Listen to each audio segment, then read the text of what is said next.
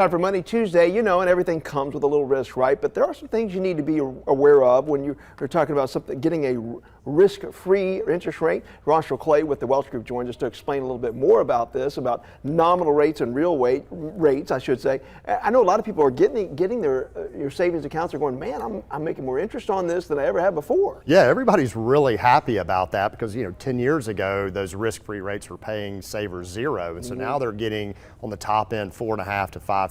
But I'm starting to see some things that are a little bit concerning to me, and it's an over-reliance on these risk-free rates. And I had somebody come up to me and say, Marshall, tell me why I shouldn't pull all my money out of the stock market and put it in a money market mutual fund paying 4.5 to 5%. And I was always told never to answer a question by asking a question, but I say, you know, have you seen what inflation is? And so even in February, we had inflation at 6%. There's some hope that that inflation is going to come down. But even right now with these risk-free rates of 4.5 to 5%, actually you're achieving a negative real rate of return. And as investors, that's what we look at. We look at the real rate of return.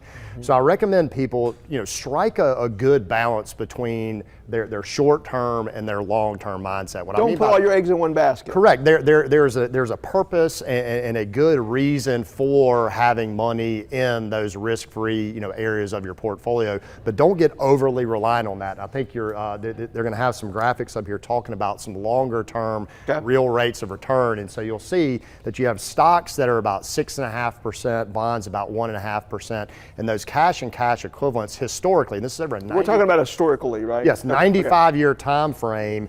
The cash and cash equivalents over long term are a break-even proposition at best. So even though you're getting paid 4.5 to 5%, there's a reason why, and that's because inflation's running higher than it normally does. So that's a good underlying message for this. But now talk about what you mean about avoiding binary choice of all in or all out. What does that mean? Yeah, so what I've seen is that people don't want to strike that balance. They're saying either I'm going to be all in the stock market, or I'm going to be all in cash, or I'm going to be heavily in the stock market, and say avoid that one or the other. You have to achieve that perfect balance there.